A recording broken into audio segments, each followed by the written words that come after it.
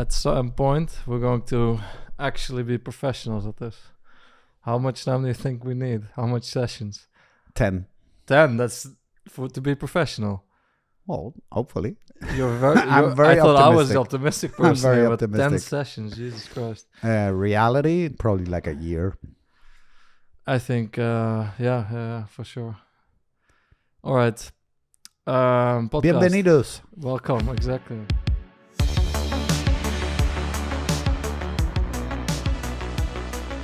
I spent a week in Ibiza with my parents-in-law. How do you say my in-laws? And Lucky you, or should I feel sorry?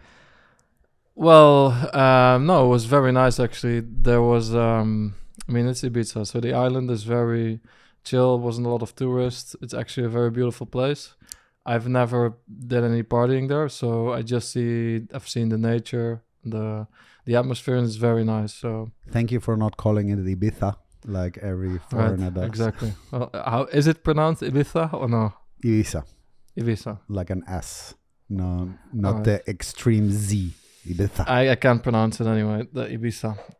So I was there, and a couple of things happened. Like first of all, I'm not a native Spanish speaker. I speak Spanish, and I can definitely have a conversation if we're one-on-one. I can probably I can understand everything, and sometimes I will ask hey, what do you mean with these words? But I can hold a conversation. Then if you put someone or me in a situation where there's a group of people who are used to each other, who know each other, who don't let each other finish, it suddenly... Don't let each other finish? Well, people in general, if you are in a group, you tend to, right? Sometimes it's not a complete sentence, and mid-sentence someone's like, da, da, da, you have a story, somebody else hops in. So that put me in a situation that I was basically... First of all, I was working, and the father of my girlfriend was also working. He was modifying the basement into living quarters, and I was working on my business for my laptop. So my routine was I got up in the morning. There was a pool there, which is very nice. So what I did, I had a coffee and I walked down to the pool. I lay down, did my breath work. Sounds horrible. Sounds horrible. I did my breath work. Then I went into the cold water, which was, is amazing. So basically I did that. But then I came back and I started working, right? So I started working, and then there's this aperitivo at 2 because there's Spanish. So they have to have an aperitivo, which means drinks basically before lunch. And some finger food, I hope. Yeah, exactly. Some finger food. And then you have an amazing elaborate lunch made by... After the aperitivo? Yes. It's, Are you still hungry? No, but I did eat. So basically, again, then you have this lunch, right? You have 2 hours of interruption of work, and then back to work. Then after work, again, I take a shower, I change, and then we start doing something else. So my day was basically, I was put into a situation of working, which is very tasking for your brain, then putting into a situation where Spanish with multiple people, then back to work, super straining on your brain, and then back to being social in Spanish, which with your parents-in-law, with the in-laws, where you always have to be kind of attentive, no? It was in a sense, it was at least what it made me, because I don't have the energy to go into the interaction mode at some point, because the what, sorry? Interaction, the social mode, because just focusing on work takes a lot out of my brain, right? Of course. So what then happened for me is I get into a more of an observer mode, right? Because if you don't really speak the language, or you cannot follow the conversation, like for me, what happens is I tend to see like what is going on here, like what's the dynamic, or what is the body language. Like you try to feel more than to see what's going on. So the interesting thing was that their way of interacting with the family is completely different, but like 180 degrees different than what my family we interact. In which ways? Yes. So in the ways, I would actually like to know, maybe let's from your side. So you have quite a big family, right? Mm-hmm. Well, You- well- normal. Normal for Argentina maybe, but you have five.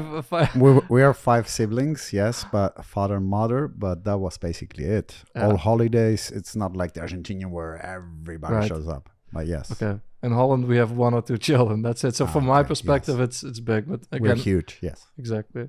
So you have a family, and when do you spend time together Mhm. nowadays still, or no? In the Yeah. past, like This is holidays or Exactly. with my brothers, I hang out all the time. And then when you when you have conversation, you hang out, and what are your conversations about mostly? Life. Honestly, life with my siblings, with my brothers, 2 of them mostly. But if I'm hanging out with my mother, it's mostly chit chat. If I'm hanging out with an older brother, it's all about business. Depends on the person. Would you say it's more like prospective or more retrospective? Like you look into the future, like which plans you're going to, like what is someone's ambitions, what is someone doing, or Normally, it's looking into the future. exactly. For me, with my family, it's similar. So basically, what we do a lot is we have like this, I would say, discussion/debates, right? So we have food, and then we had there's a Corona thing, and then it's like we basically for quite a long time we just share opinions, and it gets quite heated, or It does? it gets very heated. Oh, okay. Well, there's never a fight, but people have told me like, "Are you guys okay? Are you fighting?" But like if I have a girlfriend over the first time or these kind of things, so it And gets for you, heated. it was just normal life, no? For me, it's normal. Point being, for me, the conversations are also more perspective, like into the future, and not so much into the current tense, like how I'm feeling now or in the past. So what I've noticed with my girlfriend's family, it's they're very much centered on the day, On the present. on the present, and on the past. On the past, really? So what happens is they like to basically retell memories and stories from the past and like remember this, and everyone gets into a kind of nostalgic mood. Mm-hmm. And for me, I was just like, I mean, what are you doing? This is just talking like in It's Spanish, chit-chat. talking for talking, like Sí. hablar por hablar. Nice Spanish, man.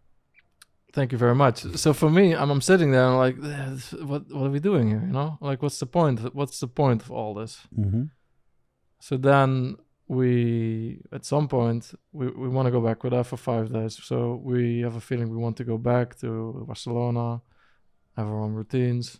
And we're in the back of the car, basically, driving to the airport. And we're in the situation that her sister, the sister of my girlfriend, she might want to go work in Malaga. So they're from Madrid. I'm living in Barcelona with Blanca, my girlfriend, and now the other sister might want to leave as well. Okay. We're in the car back to the airport, and this is probably one of the last times that everyone's gonna be, that she's now still living with the parents, but that's gonna change. So I'm like super aware of this feeling of change. And I was gone when I was 18, and I wasn't aware of that at all at that point in time. But I'm just sitting there, and I'm like, there's just, I felt the energy or the emotion behind it, because there's a certain awareness that this will change now. And what I was thinking then, I realized that at the time being, when I was in the conversations, the hablar por hablar, the talking for talking, I'm like, what are we doing here? But now I also see like they have a very strong family bond. And Okay. I think one of the reasons is like if you talk a lot about the past and you are kind of nostalgic and you get the memories back and you focus on like they even have like what's the best moment of your day, they ask each other. Really? And for me, again, as a Dutch person, I don't know, I'm very, but I look at it and I see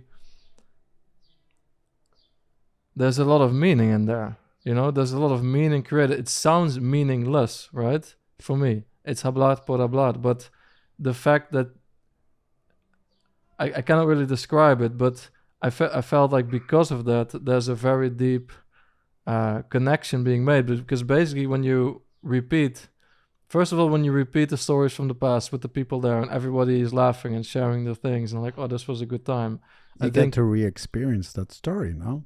You get to re-experience it. And everybody does. So you together are in this nostalgic moment. You're connected instead of, and I would always not understand that. And now I was like, fuck, I've been doing something wrong my whole life. And I'm not saying that for saying, but I mean, I really mean it. Because what I do when I enjoy it so much, I'm in Holland and talking to my parents, and it's all like fire and discussion and everything. And it's enjoyable. It also brings you together. Mm-hmm. But I don't call my mom like, hey, how was your day? She doesn't call me, how was your day? But who do you tell it to when something great happens in your life? When something super nice happens in your life, you go to your girlfriend and you tell her, right? I'm guessing. Yes. Hopefully. Yes, I do. And some friends maybe, or some family members, or who knows? Depends on who you confide in. No? Yes. But another thing that happened in Ibiza, which I'm trying to elaborate a bit on the point and trying to see if I can bring across like what I felt, because it's very difficult to bring across like a certain insight or realization, because that's how it felt for me. So another thing that was going on is you had the processions, I think is what it's called. Okay. Procesos. No, the church, they have these things once a year. They go on the streets and they do a parade kind of thing. I know what you mean. Yeah. I think it's called procesos, but I have no idea. Something like this. So it's what happens in a lot of villages or cities.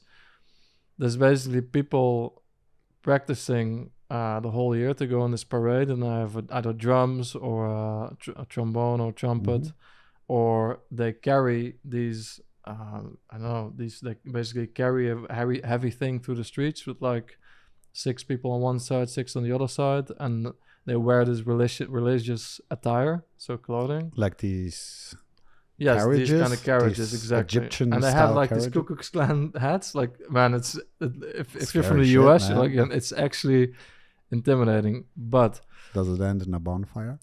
I don't know how it ends. I didn't see the end of it. But I mean, we're there, and suddenly that happens in the street, and I'm standing there and I'm watching it, and the music and the togetherness and everything. Again, this is probably the most meaningless thing that exists, because is some people banging some drums, walking through the streets. But what gives it meaning is the fact that everybody has come together to do and to watch something that in its essence is not going to make, there's no progress there. It's just basically doing something to do something, Let me ask you this. Maybe I got your point, maybe I didn't yet. But it seems that what you're trying to get is that people want to feel a part of something, no? With these church processions, or being a part of a family that loves each other, that holds each other, that gives each other energy or whatever. People always will go towards that. And that's when you do hablar por hablar, when you talk about past stories, it brings you back together, because those moments in time when you experience great joy or love or blah, blah, blah, and if you keep remembering them, you'll come closer together. And same as when you tell the best day or the best part of your day, you're sharing it with somebody you love. And I don't think it's hablar por hablar at all. To me, it's very, very important if you have somebody else that's listening. Many people don't. Many people are so lonely, they don't have anybody to tell when something amazing happens, or they're not part of a procession where they all feel they're doing something together and they find some higher purpose, for their lives. They just sit at home and watch Netflix, and if something good happens, they go out by themselves and have a beer or whatever, Do you enjoy, if someone asks you, how was your day? If they're really listening, yes, a lot. It happens because I like this conversation, because lately I've been a little, how do you say this, a little impatient with many people I know, because normally they do not listen at all. They just want to talk at you instead of talking with you. We've talked about this many times. And when somebody normally asks, how was your day? They're just trying to start a conversation so they can talk about whatever they're going through. But if somebody is really interested and comes up to me and goes like, hey man, how's your life? How was your day? What happened today? Tell me all about it. And that person is really interested, I enjoy it a lot. Because sometimes great conversations come out of these things when you start out with something good that happened and that builds on something else and suddenly you're having fun. What do you like more, to ask people and listen to people how their day was, if when they ask you? In my case, I like it way more to ask people if they don't get in this repeated cycle. Some people do this, right? They tell the same story 3 or 4 times because they've run out of shit to say, but you're still listening. But yes, in my opinion, I've always managed to learn more while listening than while speaking about my own stuff. Because my own stuff I know. Sometimes, if you have a good conversation partner, you can build on each other's stuff, I think. But I always like to start listening because it's a new life. It's a life I know mostly nothing about, or at least I don't know what happened during that person's day. So everything is new. And to me, that's super interesting. I'm the same in the sense that I don't know why exactly, but if somebody asks me, I think it's just not what I'm used to. I don't know if we do it in Holland that much. So it's I think it's a cultural thing that we don't really. When I was living with my parents, I think I never asked them, how was your day? I mean, I don't know. I can't remember. It's been a long time, but I don't know. Same here. Right? It's the German culture. Yeah, and the Dutch culture. Blame it on the German side of course. That's blameable to my German culture. So, but I think again, my girlfriend Blanca, probably every day they just go, "How was your day?" I think you're right with the cultural thing. It starts out being a cultural thing, and who's got it better, who's smarter about it? I think it's maybe the Spanish, the Italians, the Brazilians, the Latins, which are all towards that side. When you see them, even if they have less money or less acquisitive power or whatever, they seem happier, in my opinion, than the Nordic people or the Eastern people, Eastern European people, which are colder and more work-orientated, and we do not talk about feelings and all of this. I mean, I think personally I've been where I've been in my life in the last year-ish, like a year and a half, I've been really wanting to do things for the sake of doing them, basically. So, hablar por hablar in the right kind of way. Good. Understand? So, if you wanna I have a business, I'm trying to start a skateboard brand, or I'm starting a skateboard brand. We're selling the products now. You started. I started a year ago. I have started already. Right? There you go. Exactly. Basically, I enjoy it a lot, and I had a similar business in the past wherein I built a fitness kind of brand, which I didn't, and I sold it, and I didn't really enjoy it. It was basically sacrificing the now for the future on a daily basis. And that's basically what I'm trying to get at. Like, I think that's part of my process. So when I was sitting to get back, I was sitting in that car with my girlfriend and my parents-in-law. I'm sitting there. I'm like, I miss this moment with my family, and I've missed many moments because I wanted to. I don't know, man. I was ambitious. I am ambitious, and I want to do what I want to do. That's basically always been my drive, to do what I want to do, to not have to do what other people want to do. To have freedom, no? To have freedom.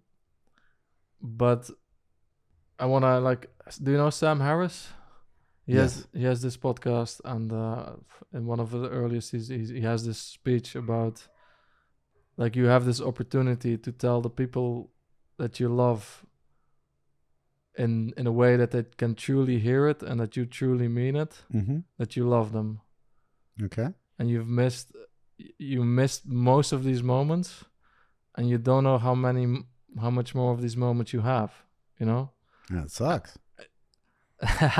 It kind of sucks, man.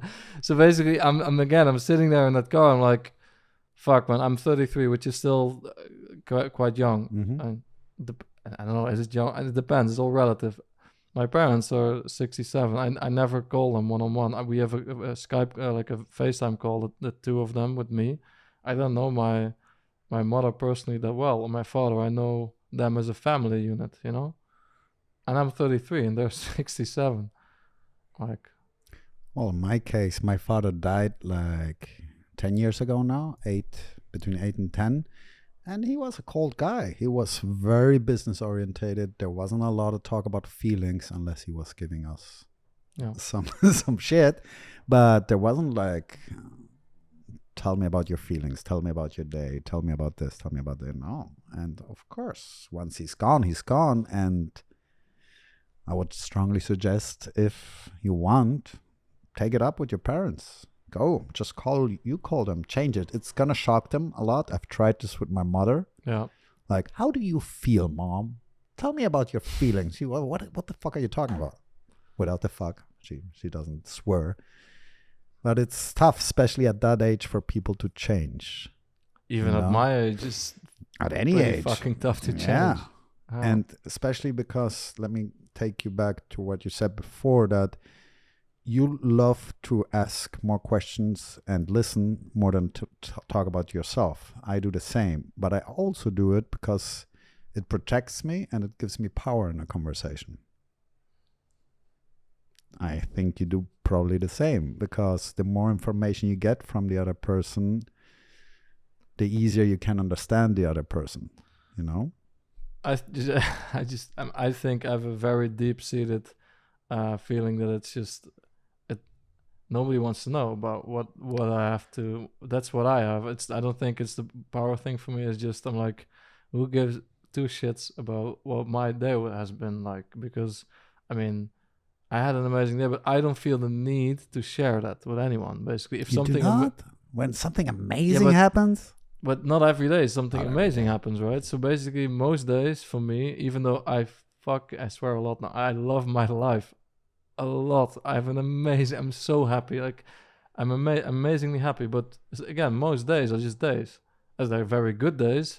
But if you ask me how was your day, I'm gonna be like, yeah, it was amazing. But anything to share? No, nothing. Like why not? I mean, I've been working on basically the same projects that I've been working on last week, and I'm making progress, and there's maybe some interesting things, but I don't feel like it's for me. It doesn't have enough meaning to share. Basically, it's not for me. It's not that interesting to share. It's interesting to do, but it's not interesting to share. And I do really enjoy asking other people about how their day was. I do really enjoy listening to people. But don't you think it? I do think it has value to share. You're creating businesses. You're 33 years old. You're creating this amazing life for yourself. You're happy in a happy relationship with a girlfriend you love. You even get along with your parents-in-law. I mean, there's a lot of things other people could learn from this. No? A lot of things. Many people at your age are working jobs they hate, lonely as fuck, no relationship, no friends, no nothing. So I do think there's value in sharing whatever you do for everybody. I agree with what you. It's not. I definitely agree with the fact that without trying to sound too cocky, but that I do have a lot. Went on the wrong pipe. Yeah. Without trying to sound too cocky, or but I mean, I do think I have a lot to share, and that I could help people with things if I share them in a congruent, in a consistent way. But it would be basically, to do that again is more that's something I want to do because I want to. That's something I really want to do. I want to get that out of me. I want to create basically by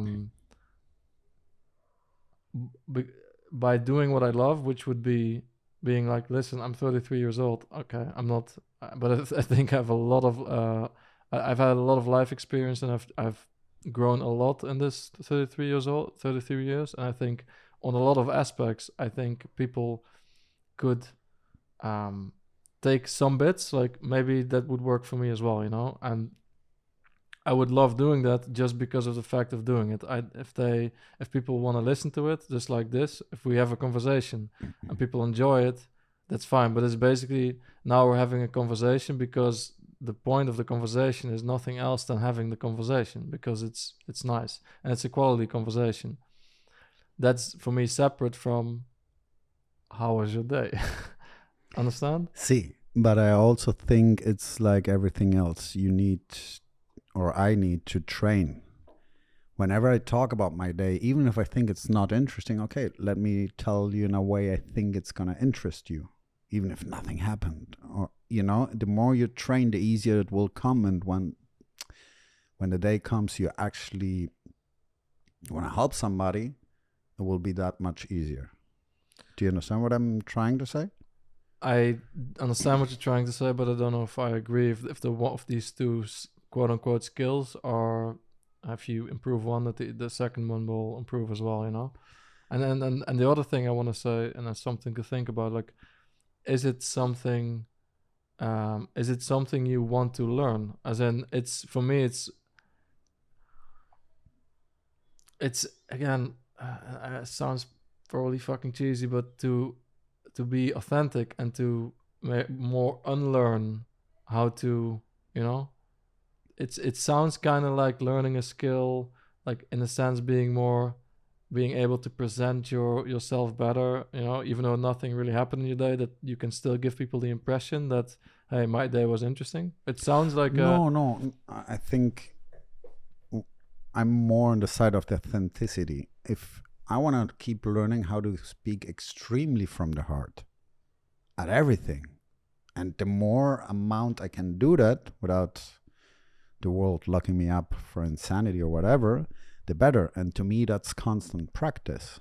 And for the last year, I've been trying to push that more and more and more. This actually a lot helped a conversation you and me had, where you told me it seemed like I was always presenting myself in a certain way, and this I'm trying to scale down and down and down and down.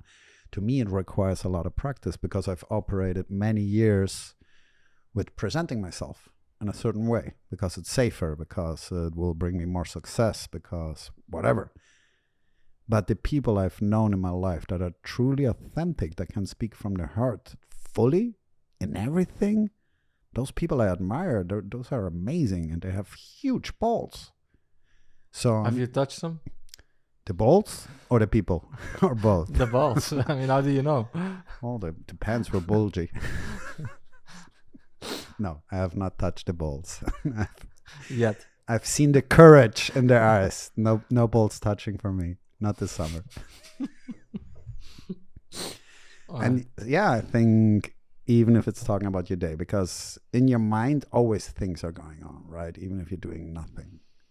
And if you can transmit this in a really honest way, it might be interesting.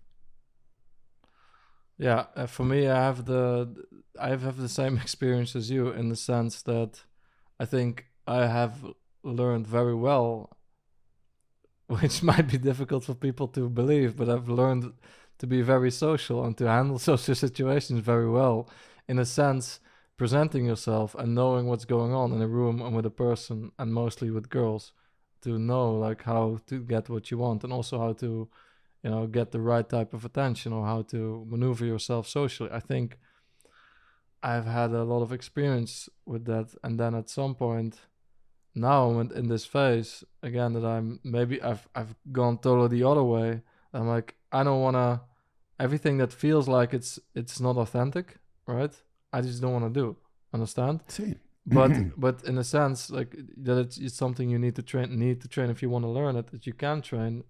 What I've done, because my girlfriend, she when she wakes up, she gets up and she has like a list of people, not an actual list, but she has maybe 10 people which she sends a message to or records an audio like, hey, have a good day, these like just sending good vibes and Wow. from the heart. And like she is an example for me in a sense that she has a lot of very strong connections with people, and she has a very big heart, and it's very nice to see how she handles that part of herself. I'm the opposite. Like I get up, I do my routine for me, which again, I'm not saying she doesn't do it for herself. Most people do everything for themselves. She just has a better acquired taste of taking care of herself, but because in her sense, she's directly impacting other people's lives and making them a bit happier in the morning, right? I'm That's focusing more pretty good inwardly. That's a nice thing she does. It's very nice. So I've did this for some time as well, but it faded. Like texting people in the morning. I think I texted you sometimes and at some point, but I do think it's a new behavior that feels, most new behaviors just feel a bit wrong in the beginning if you do them, because it's not something you're used to. But I would like to actually start getting used to, or get used to the fact of having more of the meaningless, in my opinion, because I'm not used to it, right? So that's again going back. I'm on Ibiza. I'm like, this all is meaningless, right? But do you still think it's meaningless? Because it's the most meaningful thing that you can do, basically. There you go. Or it leads to, at least it leads to stronger connections. Exactly. It leads to stronger connections. From what you're saying is you are lacking strong connections normally in your life. And so am I. For me, it's always been hard to build strong connections. In my case, mostly it has to do with trust. I'm always a little looking, and talking with a friend of ours, with Alexis, I realized that it wasn't lack of trust with other people, it was lack of trust in myself. But doesn't matter. I don't want to go. Yes, this is interesting. What I mean, sure. Let's go down this path. Exactly. When it's difficult for you to trust other people, you normally find flaws. Right? You find things that make your story true. Like, this guy isn't trustworthy because he may have told a tiny lie, and suddenly you discard that person completely. Maybe it's just bullshit, or maybe it's something you saw and wasn't reality. So basically what you're doing is you're trying to make this story of lack of, that there's nobody out there that deserves your trust. You're trying to make that true. Yes. Why do you need to make that true? Is because you think, or at least this is what I think now, that you yourself are hard to trust. Or let me rephrase, that yourself cannot be trusted. How could I say this? Let me think for a second, because it's a hard subject, this one. Now I get it. When we're facing a hard situation, any of us, some people go face forward. There's no doubt because they know by themselves that they'll somehow manage. Other people, like myself, have huge doubts, less and less and less over the years, luckily. But they're huge doubts because you think you might fuck up. You think you might fail. You probably fail, and it's scary and blah, blah, blah. So when you feel like this inside, you see the same outside. Does it make any sense, what I'm saying? I think in general that's true. In Dutch you have a saying, I mean, it's not zoals de waard is, vertrouwt hij zijn gasten, which means... I understood. Not at all. Not at all. Not even a little. But basically, like, you trust other people, but I mean, it's also not just with trust, but with everything, I think. If you're always angry, then you're going to see a lot more violence in the world. If you're always on cloud nine, you're going to see the world as a very warm, beautiful place. Exactly. So if you are like distrusting in general because of whatever reasons, you're going to see that in the world around you. So that in general, that's true. Now I got I was also thinking at the same time, my trust issues normally came along with my family. And normally lack of trust comes hand in hand with I don't deserve love. Mm-hmm. Because you had some issues with your parents or whoever, and they didn't give you love unconditionally. Mm-hmm. So you kind of had to go get it, and you needed to be very aware of your surroundings. And is she lying? Is she not lying? Is he manipulating? Is he not manipulating? And these things eventually turn into trust issues. Do I really deserve love? I don't know. So I need to be careful. So maybe I'm not worthy of love. Blah, trust issues. Boom. How did we get down to the trust thing? Where were we? Trusting. I think. Oh, that's a good question. Don't ask me that. I don't know. We went down this road, and you were telling. I think we were talking about. I was going back to the Ibiza thing and the parade, maybe even, and we ended up here at some point. Strong connections. Strong connections, exactly. Which for me are very hard to build because I have all these trust issues which I'm trying to work at, and it also goes hand in hand when presenting myself exactly the way I are, because I now do actually think, of course, I deserve love. I like myself a lot. And when you present yourself exactly the way you are, you're saying to the world, this is what I am. You like it, you don't. Most people do not dare. They present themselves to the world and they go like, this is me. Maybe you'll like me if I touch this thing up and if I touch that thing up. So real strong connections, I think there's no way around us giving the world who you really are. And that's why it's important to talk about your day and yourself. It's very interesting because when I was hearing you speaking, my first thing that came to mind is like, I'm not like that.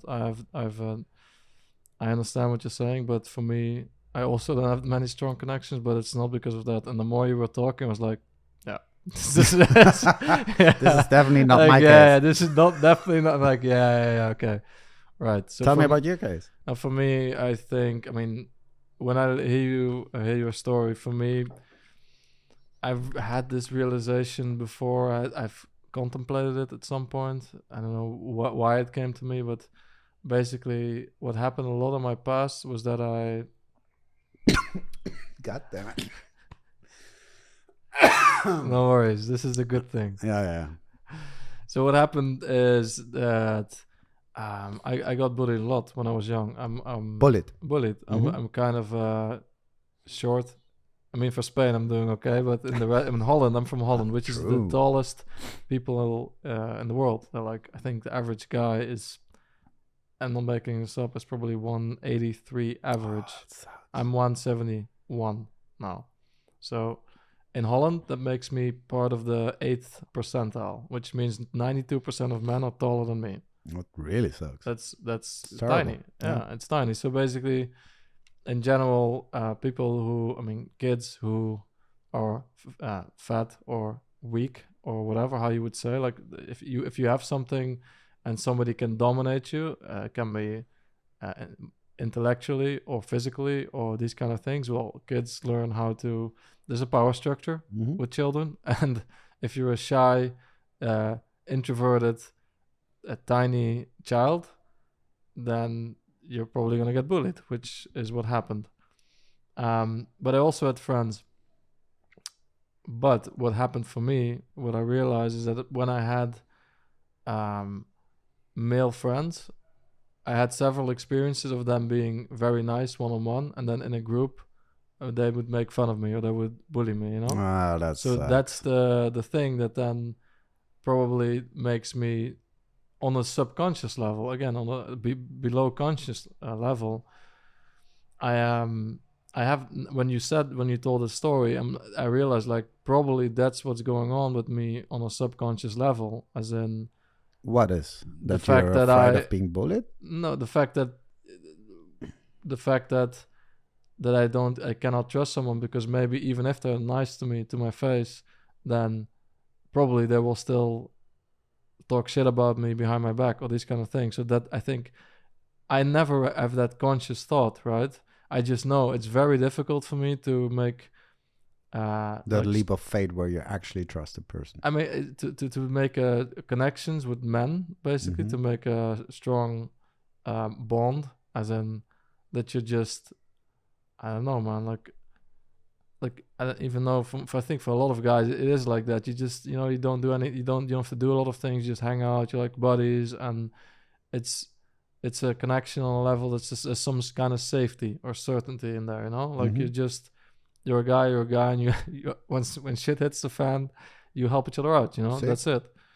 And for me that's always been quite difficult, and I think that's the underlying reason. I think there is a lot of underlying fear and trust issues also from childhood trauma, basically, and I think for you, what you're saying in a different way, it's also the case.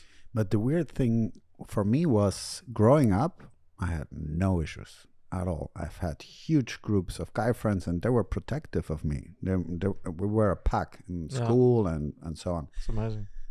I loved it. It was really good.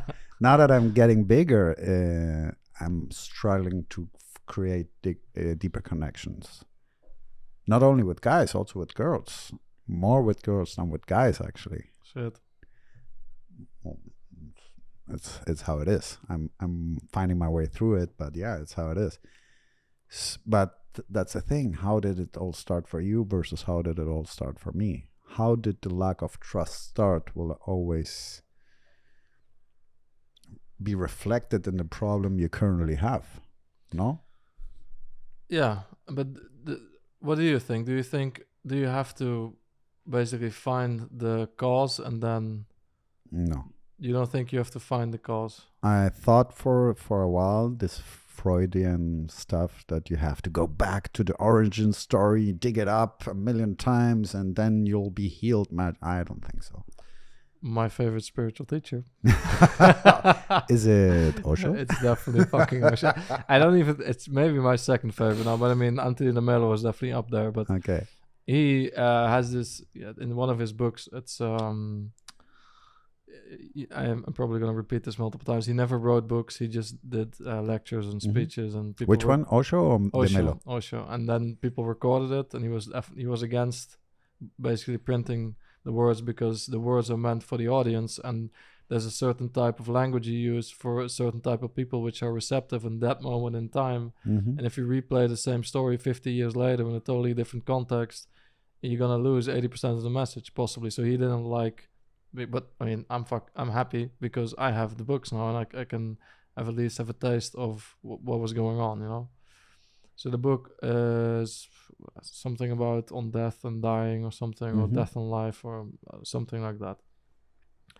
In one of these books, basically he says every night before you go to sleep, you should go back, you should close your eyes, go into a meditative state and relive the past things. And then, because for example, what happens a lot when you're a child, you are in a situation, someone bullies you or someone is attacking you, and you don't let your anger out, or you don't let your sadness out, you push it down. And then when you push that shit down, when you're 40 years old, you're fucked. You have all this shit, all this unresolved trauma basically inside that you didn't deal with. So he says, go back, go back every night, and go back and go to these points in time, and then when you relive that situation, let it out.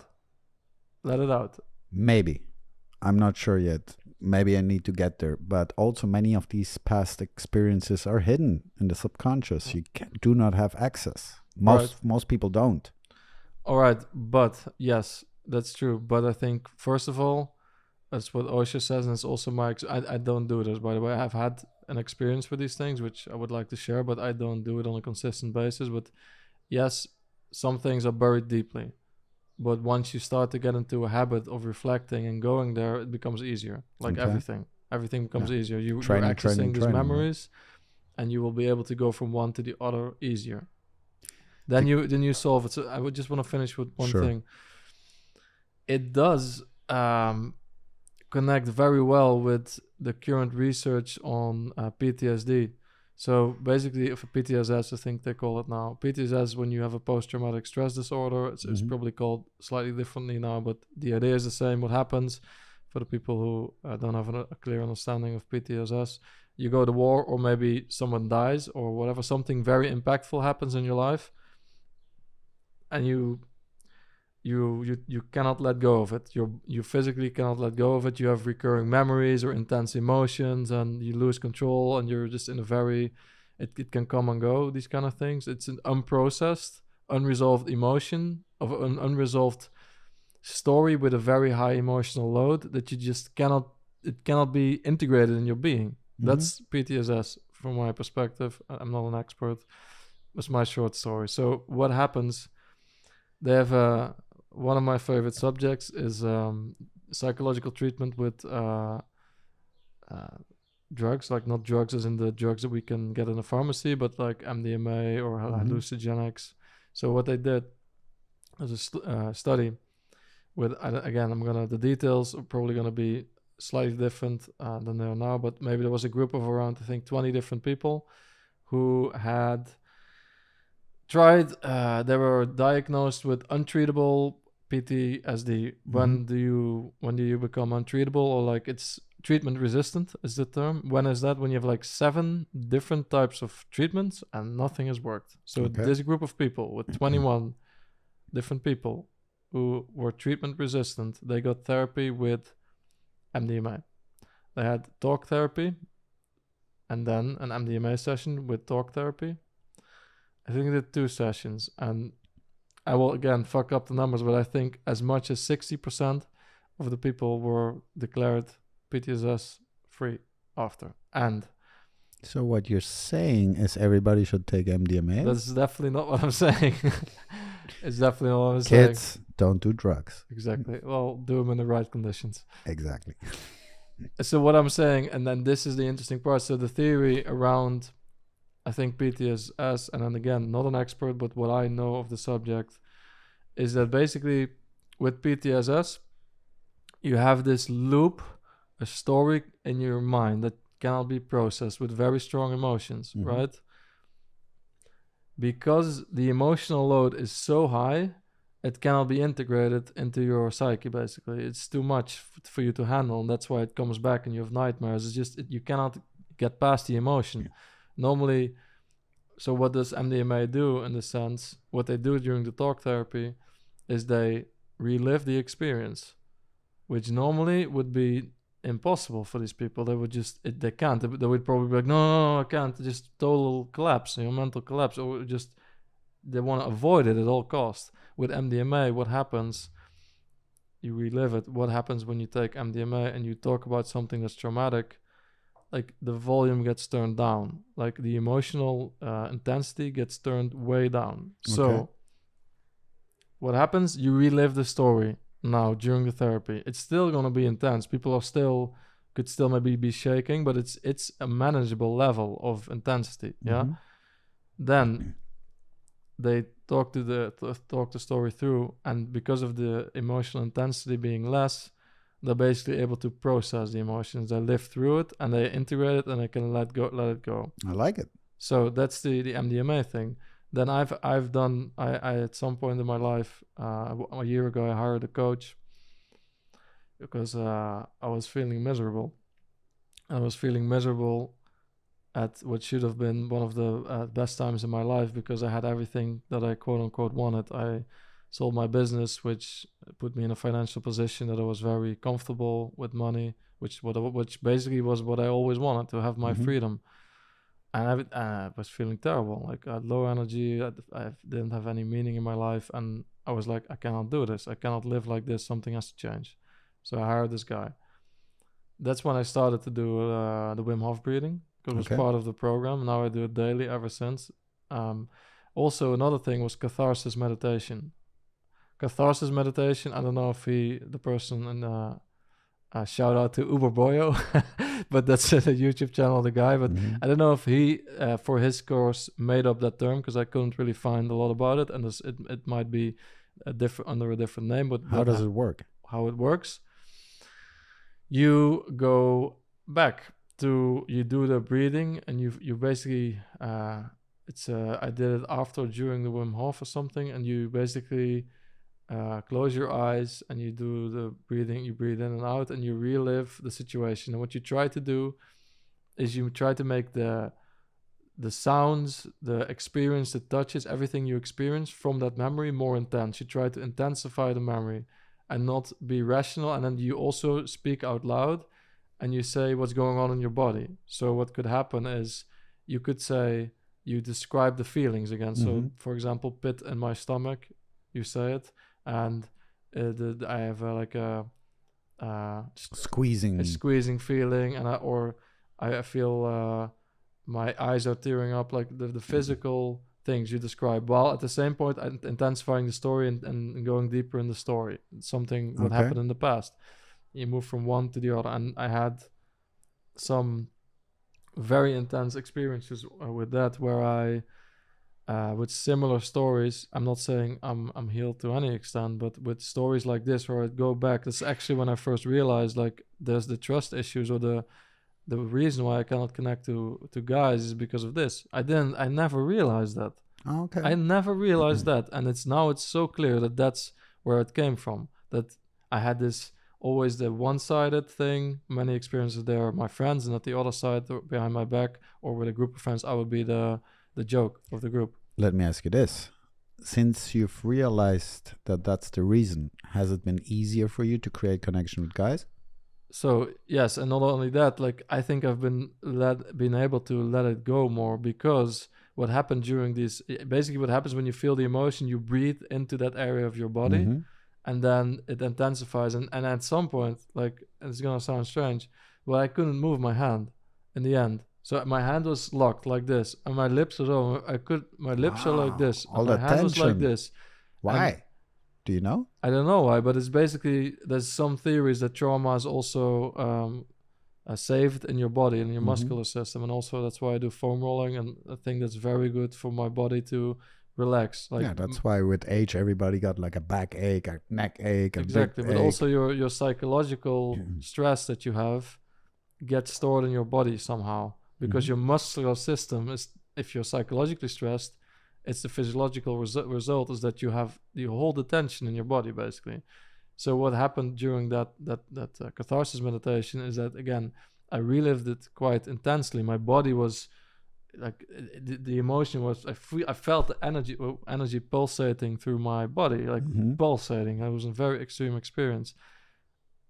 And after, I do think that actually helped me, very long story short, but I do think that actually helped me with moving a step into the right direction with these things, right? So I have my own experience. I have my favorite spiritual teacher, and I have like this similar thing with the MDMA therapy for people with PTSS. I do think, I'm not saying, so this is the difference. And the Freudian thing is like you sit in a room, and you're like, or the Jungian, whatever, I don't know who proposed it, but the talk therapy, that's not gonna help, because you're not reliving it really. You're just describing like, yeah, this was like this and blah blah blah. Maybe you do. I don't know. I don't know that enough. But there's very little. I mean, you can intensify it or de-intensify the experience, but it's like the way I did it. You really go into. I mean, it's. Let me see if I got it right, because you're convincing me, and I definitely want to try it out. So you go into meditation. You search for a memory that may or may not have caused some of your current traumas. Then you breathe into that memory and into the part of your body that pops up until you get a stronger and stronger and stronger feeling, and let it out, I'm saying. And you make the memory more vivid. And you for so example, you keep remembering. You basically, maybe you're outside and you try to re-feel how the grass felt on your feet, and you try to the noises that were there, and so make it more detailed. Be really there. Yes, but not in a. So this is the difference. Like, it has to be the feelings, the physical, like the touch, the smell, the emotions you had. Not describing. There was a white wall. There was a white wall. I was outside. Oh no, the wind blew into my hair and was fresh and caressed my cheek. That's funny you say that, because that's actually the thing. Like, he would say, the jargon is the problem, and that's jargon. What you're saying, you basically you're making it into some story, and it has to be as the most feeling experience you had, like pain here, itches there, smell this, not like I was, no, fuck that shit, like Okay. no talking, but more go into the feeling, right? Got it. That's also what, again, the Osho thing is also, I think you go into it and you connect to that feeling and you live that feeling, you live it fully with the Osho thing. Instead of pushing down the anger, you're gonna scream at your father or at the guy. You're gonna physically in your memory just end that stuff now, so you don't have that loop that keeps on going through your mind or up on your subconscious level, which makes you low energy or which makes you depressed or these kind of things. So basically, you close the loop. That's the thing, by going into the feeling instead of into like the whole fucking brainy, rational, logical, descriptive mind. No, Which feel that normally shit, fucks man. it up. Feel that shit. This is like the third time I got exactly the same advice. Stop thinking about it, just feel it. Exactly. I'll try it. I'm almost convinced. Let's see how it goes for me. But I also think there's two parts of this. Let's say yours is one, regressing, doing it. But today, in the present, you actually have to still let go at one point. Let's say in your strong connections with guys, eventually you will have to trust them that they will not talk shit about you behind your back or that they will not bully you or anything. You just have to jump into the pool and hope for water. I understand what you mean, but again, it's not a I don't think that. No? I don't think that at all. I trust. I don't think, like on a logical level, I'm not afraid of getting hurt, and I think I trust people. But for me, at least, it's a feeling that's there. Like there's something, but it's not. I don't like you say you have trust issues. I think. I would not say I do. Like in general, I think most people, like, I don't have trust issues, but I have, like, when people come close, I don't know, maybe I do then, but it's not. It's difficult to. Why then do you think it's hard for you to create strong connections with guys, or isn't it hard anymore? It is still kind of hard, but I'm getting better at it also because I really need to improve it. I want to improve them in my life. Maybe it's just two ways of working at the same problem. Maybe with regressing and cathartic meditation in the present, if you do this right, in the present, these feelings won't come up anymore. The feelings that are holding you back, the feelings of distrust. Yeah. But at the same time, if you push yourself a little over the edge and just trust that person, maybe. 100%. Like, you need to I think what you're saying is 100% true, and probably these both things, they have to go hand in hand. I don't know if it's better to do one before the other or do it parallel, if it matters or not. But basically, you have to deprogram your mind that you had before, your fear response that you have. Your distrusting mind, right? Yes. So how do you do that? There's two ways to do it. I mean, basically, you can build a new habit and just doing it and being like, And I'm gonna do it. the old habit. Override it. Well, I'm. If you do not also go back and resolve the old habit pattern, I think underneath all that good stuff, there's underneath there. I don't know. Will there be shit festing underneath that? I also don't know. That's the point. But I have a strong feeling that it's like that, but I don't know. No, I think you might be right. Probably yes, because I'm thinking about tiny bad habits, right? A guy feels stressed, he has a smoke. Yeah. If he can change that habit towards going exercising, he still hasn't attacked the issue, which is the stress. Exactly. So yes, I think you need to go to the root causes. I think you can have I was one of those persons, I think, in the past that had great habits in a sense, but still they were basically coping mechanisms, right? So you can have a coping mechanism of smoking a cigarette, which is less good than going to the gym. Most people would say, but if you go to the gym, still a coping mechanism. It's still a coping mechanism. You're pushing something down. Exactly. You're still. Or are you releasing something? I don't know. At least you're still. doing something reactively to a certain feeling you have inside, you know? Good. Yes, perfect point. And what we want is not to get that original shitty feeling.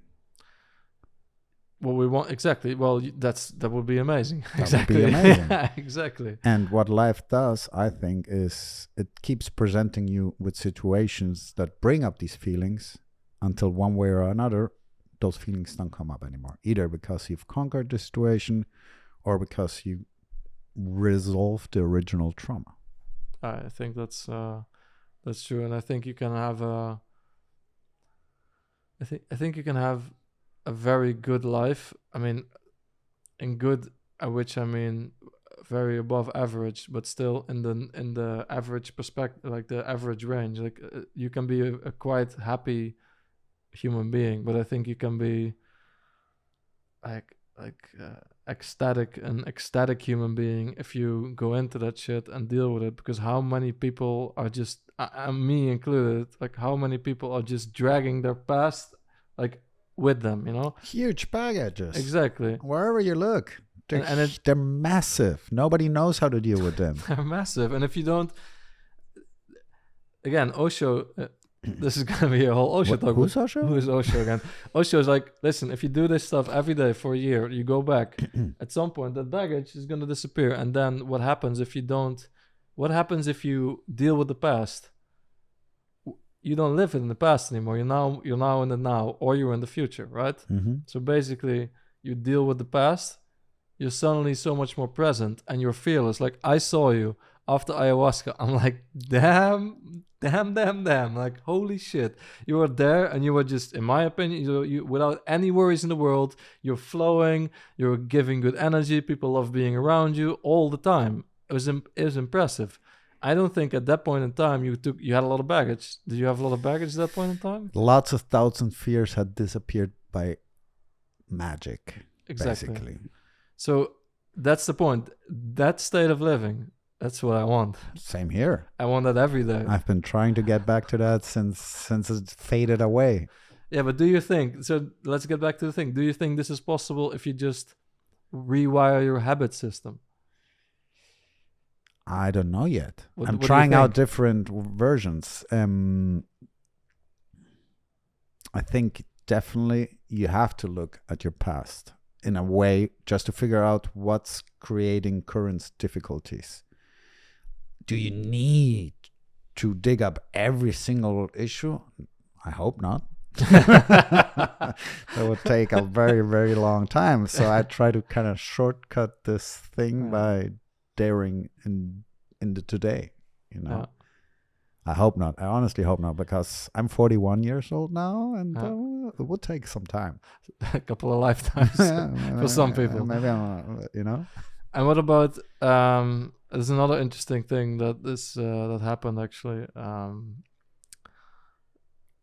So we were at the car ride back from to the airport with, again, Ibiza, girlfriend, parents going I'm back. there. We're there. I'm there in the car with you guys. Exactly. Very nice. It's crowded. There were already 5 people, but I mean, you Okay. can in this I'm memory. floating by the can- window. Still on ayahuasca. Very nice.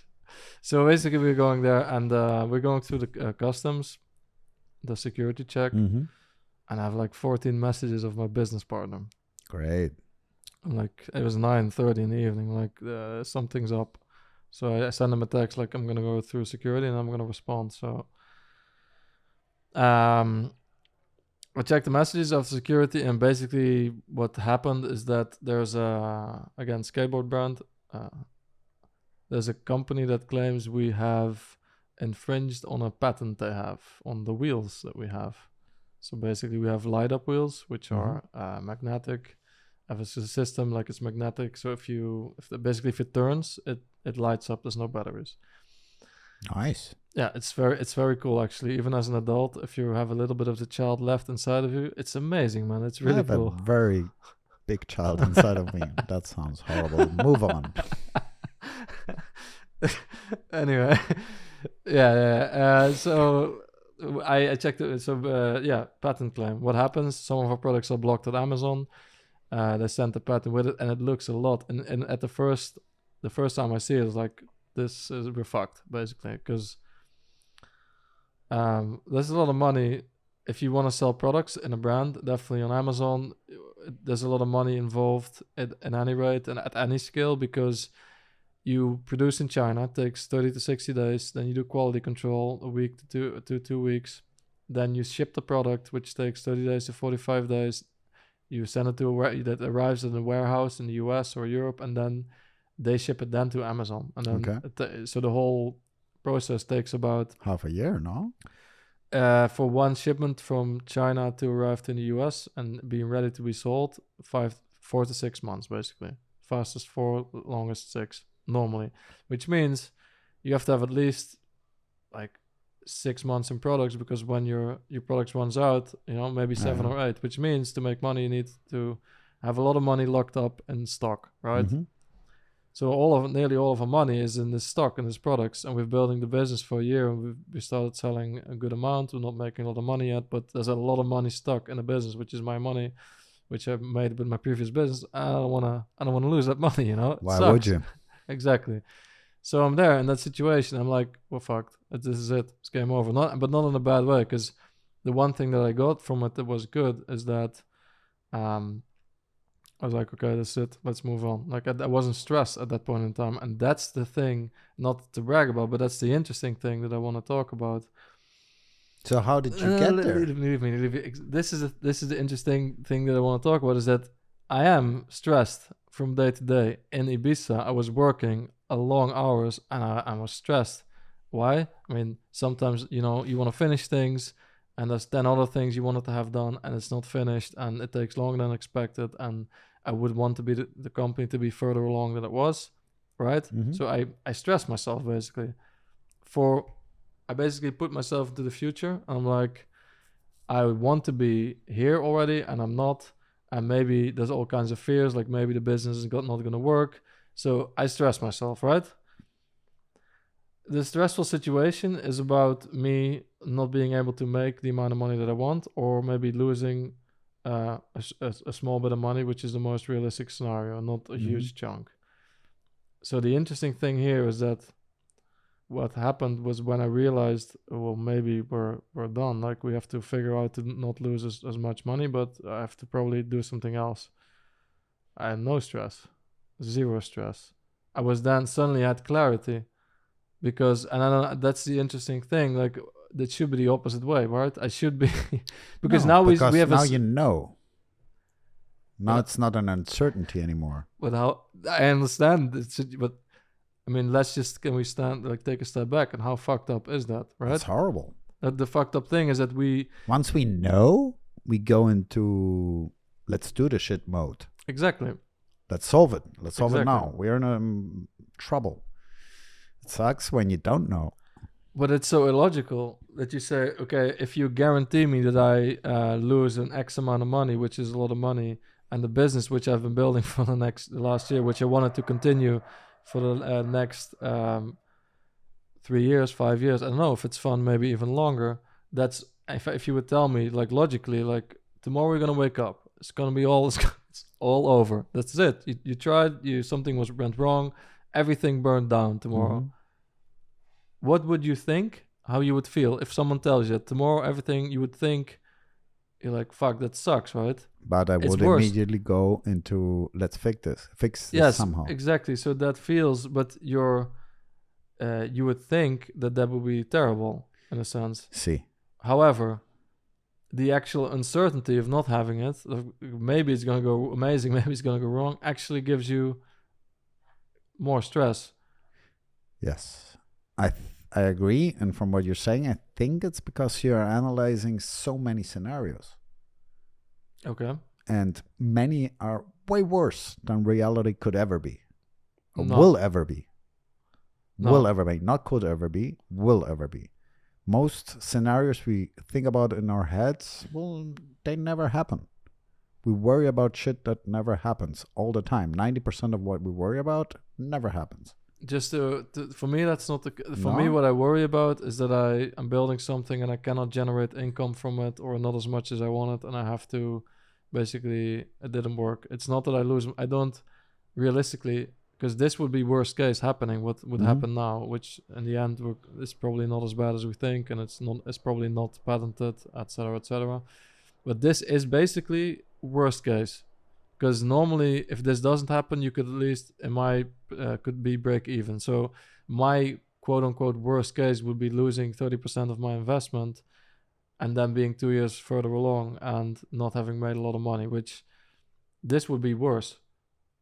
I know what you mean, but that's not what I was getting at. What I was getting at, or at least this is how my brain works, I go down one scenario, Yeah. I try to figure that out, but then my brain suddenly goes, okay, but what if this happens? And then I go down this scenario, try to work that scenario, and then a third, a fourth, a fifth, a seventh, 100. And that's what I think really stresses me out. The amount of Right. uncertainty, of unpredictable futures. But when you know, it's just one. It's one line. You have to work that line. Now you can focus your full attention on just one line. And that's, I think, the difference. Even if that one line is way worse than all the other scenarios. How is that with the ayahuasca? Because I think you're right. There's a lot of truth in that. Like, how is that with the ayahuasca? After the ayahuasca, you had less baggage. Were you also less worried about the future? I was way less worried about the future because it didn't seem to matter that much anymore. And that's the danger of ayahuasca. Ayahuasca can put you in a very high state where you think everything is beautiful, life is great, and why would I worry about something as stupid as if I lose my business? Yeah. Why would I worry? I've got sunshine now, and you actually believe that state of mind. Maybe we should all believe that state of mind. That's another question, but you do believe it. So these fear feelings, these worries do not come up in your mind. They just don't exist. While when we're in day-to-day life, they do come up. You do worry about your business, about the girl you're trying to see, or about your girlfriend, or whatever. And that's the main difference. Ayahuasca puts you up here. But the bad thing is you can lose touch with reality. You go like, why would I care about my business? I don't care. I have bigger things to think about. And suddenly the business goes to shit because you weren't paying attention. That's a very big risk, I would say, yeah. And it happened to me. Those 3 months after ayahuasca, I was like, well, I don't need to work right now on this deal, blah, blah, blah. And suddenly after the 3 months, my money went like whoosh, you know? So how do you see, because I think for me at least, I would say my past baggage, like not having to deal with that and just being in a situation fresh. So you go into you step into a bar, or you step into a new working environment, or like that's just you're just basically free from all of your past trauma. I think that's a state that for me I would like to be in. Highly desirable. Yes. But also I think very difficult to achieve, because all your past trauma doesn't only create the bad, it also creates the good. It forges the personality you are today, doesn't it? Yes, but do we need a personality to begin with? Another question. Maybe. I don't know. Like if you just if you're spontaneous and free of that past thing. For me, most of the interactions, I mean, for me 100% most of interactions when I have no personality or no baggage, you're just there and you're in the flow of the moment. Which personality? You know, understand what I mean? Like, yes. What do you mean personality? You're having fun. That's great. Who needs a personality when you can have fun? You're experiencing, right? Exactly. So I think it's desirable to let go of the past. I think you would say the same. The future thing, like, is it as desirable?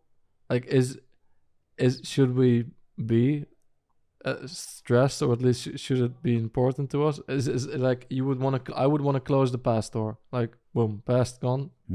At least all the negativity around it. I don't want it to subconsciously impact me. I want to be free in the moment as much as I can. But to be able to be free in the moment, my future worries also need to be turned. The volume on my future worries needs to be also turned way down, because again, I was sitting in that car and I was realizing I missed it.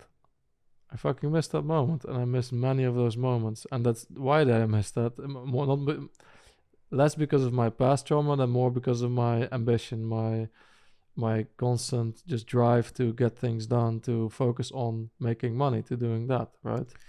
I think that the future and the past do have their moments. You need to be able to plan in order to create a successful business. You need to be able to look back in order to create a connection with your family about the beautiful moments. But I also think that through meditation and raising your awareness of what's going on within your brain, that then you can open that door to the future whenever you want to, and also close it whenever you want to. Same to the past. So it doesn't just spring into your brain and hijacks you from the present moment and takes you into the future or the past. And would you say that you are successful in this yourself? More and more. It's always going to be a work in progress. But yes, in comparison to where I was 10 years ago, I was working in advertising, which is a very stressful environment, TV advertising. And yes, there were nights where I didn't sleep almost because my brain just kept going over everything. Brah, brah, brah. And thus, this over the years, I've tailored my life towards less stress too. But over the years, this has been so much less. You've tailored your life into a less stressful life, and you run 3 different type of businesses? Just two. Maybe 3 in the future. They're just... until now, they're very manageable. And until now, as long as I make enough money, it's all good. It's way better than before because I have no idiot boss above me. They're not useless problems I have to work on, etc. Because that was my main conflict. But it doesn't matter. Yes, through meditation, mostly, just being aware of which thoughts are in my brain, I was able to at least stay away from the situation that I knew would have these consequences. So I try not to put myself, maybe that's a healthy thing or unhealthy thing, but I do not create situations in my life where I know my brain is just going to react like that. Yeah. Sometimes, of course, I fall and my brain is like, but less and less and less. The main thing is meditation, like awareness. I think so, awareness. And I think you can raise awareness through meditation or being in the moment when you're walking down the street, whatever. And you don't... You have certain targets you want to reach with your business, right? See. Is there like a time frame for that, or is it... That's not really how I work, because at this point, everything is too unpredictable still. Mm-hmm. Because I had to create the second business with zero start capital. So I've told you this a few times, but so I basically have to live off what I make. Yep. So I cannot reinvest. So until I can reinvest in the business, I cannot really create a time frame, or that's what I'm saying to myself right now. And I don't want to burn myself out with overworking myself either. So I'm still figuring it out because I'm learning.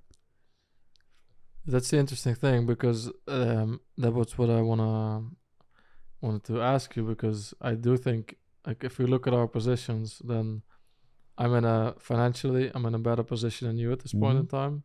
I should be less stressed. Yes. I don't think I am. I think I'm more stressed. So that's the point. You understand what I mean? Yes. Like, I'm asking you about these goals. Like, for me, I am always at many moments in time being like, this is where I want to be, or I should be, and this is where I'm now. I'm not there.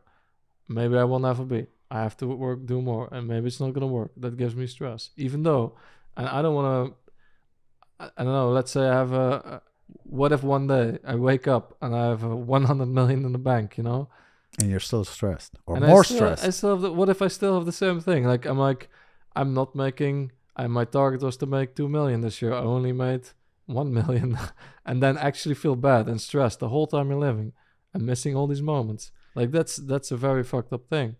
So I think you do it. I think you'll do it a lot better, and I would like to understand why. Like, is it the meditation? And not only, I also realized that working harder is it's not advantageous. Yeah, more many balanced. times. Yeah. Because you're burning yourself out. And I've done it.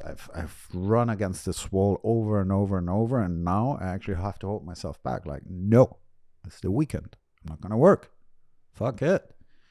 Because whenever I didn't get what I wanted, I was like, okay, I'll just work harder. I'll work harder and I'll work harder and work harder, and eventually it creates so many other side issues that they will just take over your life. Mainly stress. But to me, the most important thing in life is, well, it's going to sound cheesy, but it's happiness. It's not waking up with a million worries in your mind. Yeah. But don't think I'm doing it better, because you have way more responsibilities than I do. You have a business with a huge chunk of your capital in it. You have a girlfriend. You have your fingers in more things. I'm slowly learning how to get there. And whenever I take another step into the direction of responsibilities, of course, stress is equally added into my plate. And once I can deal with that, then I take another step. You know? I understand what you mean. But I mean, my perception, at least, of your way of dealing with these business things, like that your stress levels and your general attitude when I see you interacting with people is more, you're more light than I am. And that doesn't mean like we can accept that without any problem. I don't feel that that's bad per se, or like if someone is doing something better, there's probably things that I'm doing better and you're doing better, and it doesn't really matter. But oh, it's an interesting thing for me, because that's the thing I struggle with the most. And the thing is that I think it's that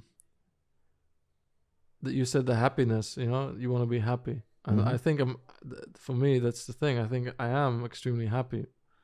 So I think for me, the stress it doesn't make me unhappy. I live a very happy life. I really I have my routines as well. I take care of myself, and I know what makes me feel good physically and mentally. But the stress makes me miss those moments.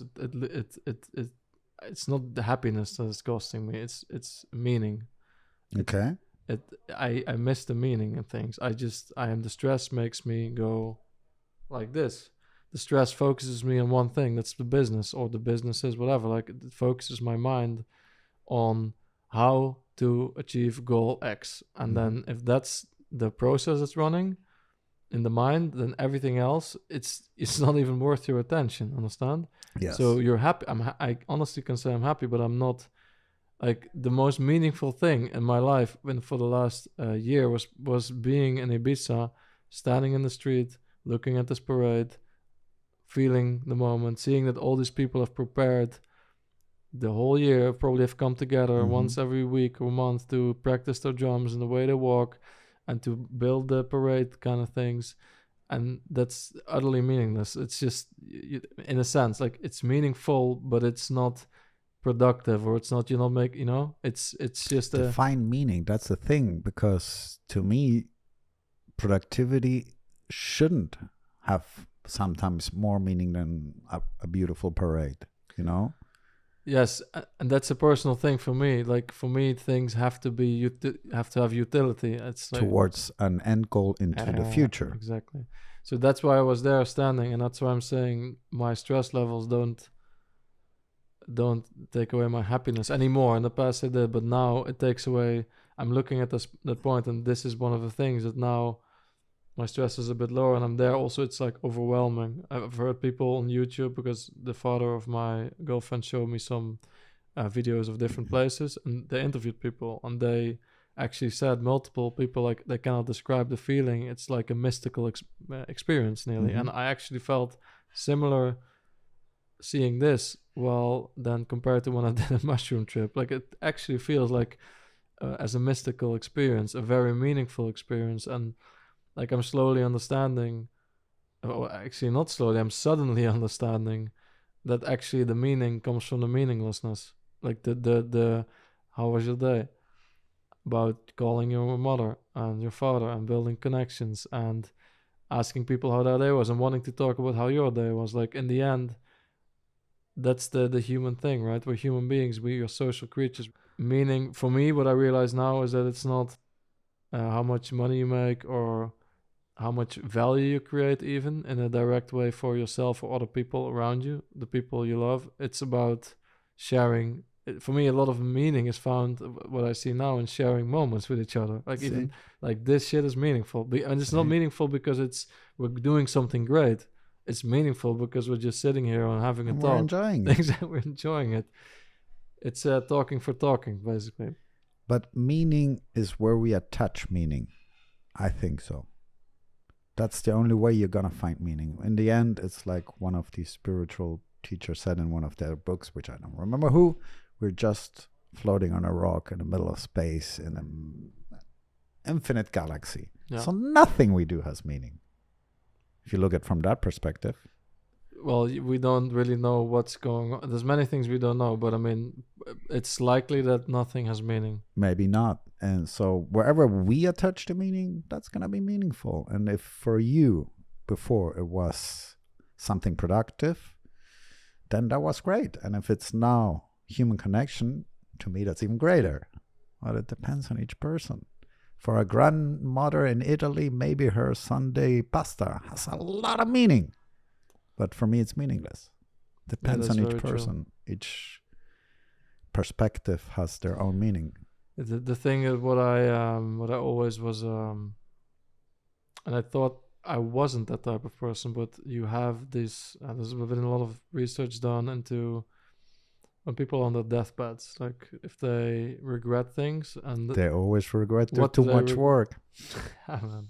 Like 90% of them. I've read the book. Have you read the book? I don't know which book is it.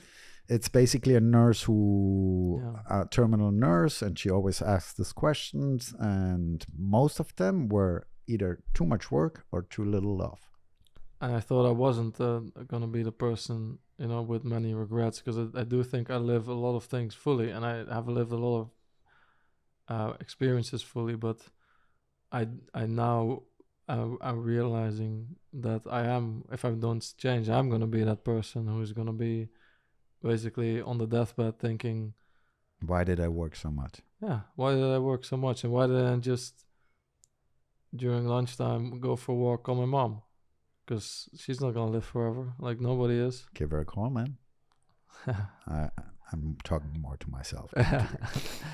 Well, I think that's a good way to end this podcast, yes. Man. Like, let's both of us call our moms. And try and improve or establish a relationship, and create some more meaning and happiness, possibly. Hopefully. For ourselves and the people around us. Si, senor. All right. Thank you very much for the conversation. I enjoyed it a lot, and see you next time. Till the next one. All right. Ciao.